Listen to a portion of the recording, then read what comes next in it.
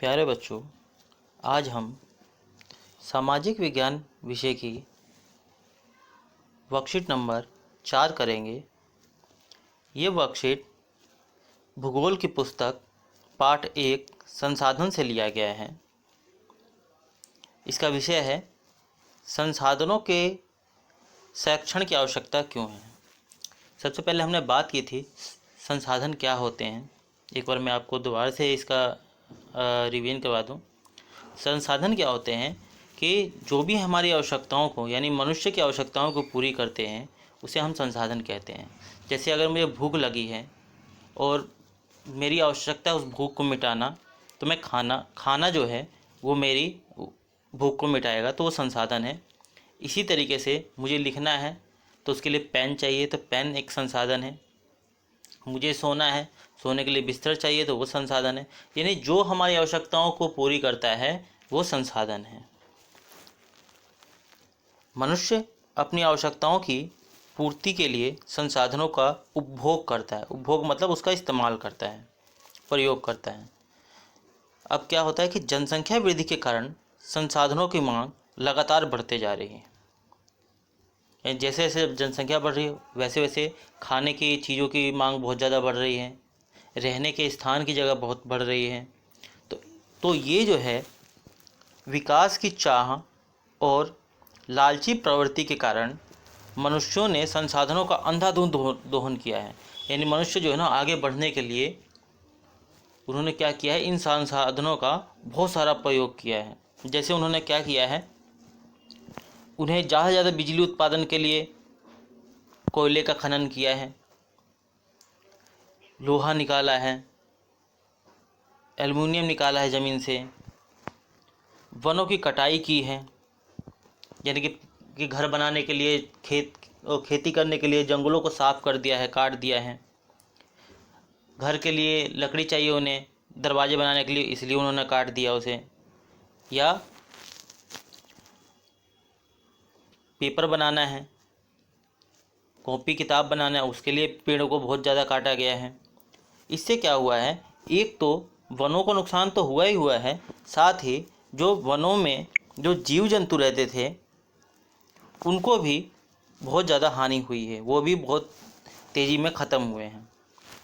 अतः कागज़ को व्यर्थ नहीं होने देना चाहिए, क्योंकि इससे क्या होता है कि वनों पर बुरा प्रभाव पड़ता है। क्योंकि ये जो वन है, ये जो पेपर हैं, कागज़ है, ये जो है वनों को काट कर बनाए जाते हैं, जंगलों को काट कर बनाए जाते हैं। यहाँ तक कि मानव प्राकृतिक उपहार पानी और वायु को भी बर्बाद और प्रदूषित कर रहा है।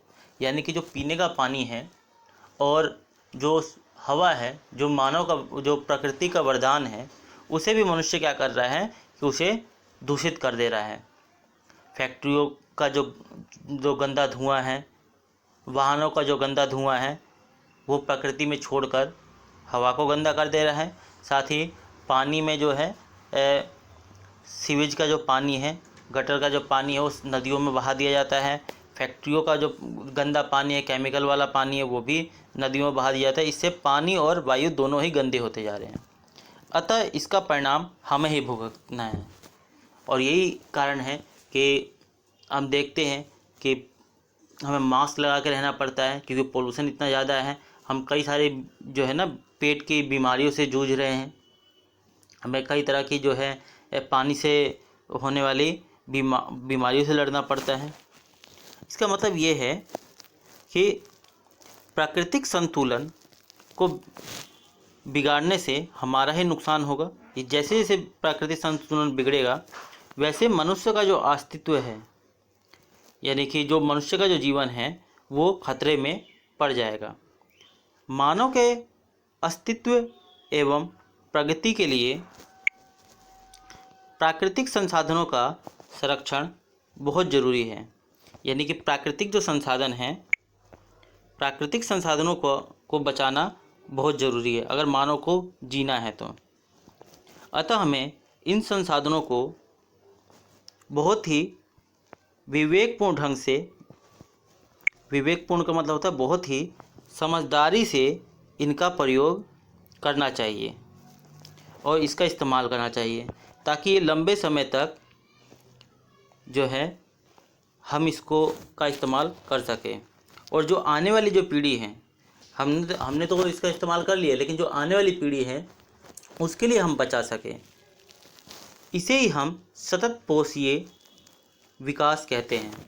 यानी कि सतत पोषीय विकास क्या होता है, सतत पोषणीय विकास क्या होता है कि जब हम संसाधनों का उपयोग आने वाली पीढ़ी को ध्यान में रख कर करते हैं कि हम पेट्रोल आज हम पेट्रोल बचाते हैं, आज हम डीजल बचाते हैं, आज हम जंगलों को बचाते हैं, ताकि जो आएगी पीढ़ी, जो छोटे बच्चे हैं, वो जब बड़े होंगे तो वो भी इसका इस्तेमाल कर सकें। ऐसे कई तरीके हैं जिनसे हम इन संसाधनों का जो है संरक्षण कर सकते हैं। जैसे आपके सामने ये पिक्चर दिया हुआ है, इस पिक्चर को आप ध्यान से देखिए। ये जो लड़की है, ये जो क्या कर रही है, ये सारे लाइट जलाकर पढ़ रही है। तो यहाँ पर ऐसा ये क्या कर सकती है जिससे कि संसाधन बचे। फिर टॉम जो है, एक लड़का है, वो बगीचे में अपने सूखे पत्तों को जला रहा है। तो सूखे पत्तों को जला रहा है तो वो ऐसा क्या करे कि इससे प्रदूषण भी ना फैले और ये जो पत्ते हैं ये भी सही से काम में आ जाए।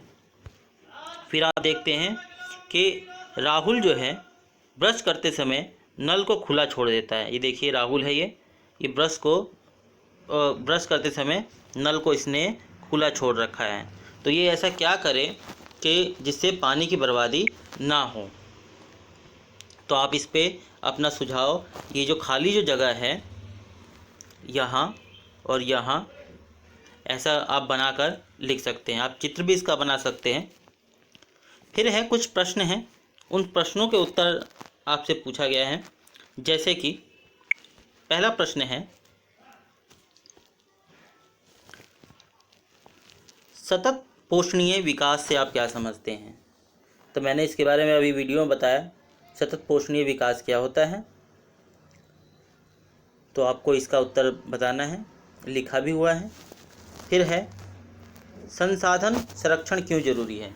यानी कि ये जो जंगल है, जो पेट्रोल है, जो डीजल है, जो पानी है, इनको बचाना क्यों ज़रूरी है, इसके बारे में आप लिखेंगे। फिर है आपका तीसरा क्वेश्चन है कि यदि पेट्रोल पूरी तरह से समाप्त हो जाए तो आपके जीवन में क्या बदलाव आएगा। सोच कर लिखिए कि आज हम पेट्रोल जो है गाड़ियों के लिए बहुत ज़रूरी है, लेकिन अगर ये पेट्रोल ख़त्म हो जाए तो आपके जीवन में क्या बदलाव आएगा, ये आपको लिखना है इसके अंदर। फिर चौथा प्रश्न है, संसाधनों के संरक्षण में आप अपना क्या योगदान दे सकते हैं। यानी कि संसाधनों को बचाने के लिए आप क्या कर सकते हैं। तो ये है वर्कशीट नंबर है ये 4। आपको 1 से 4 तक की वर्कशीट अगर आपने नहीं की है तो उसे पूरा करके जल्दी इस ग्रुप में भेजें। अगर कुछ भी प्रश्न जो है समझ नहीं आता तो आप जो है व्हाट्सएप ग्रुप में आप पूछ सकते हैं। धन्यवाद।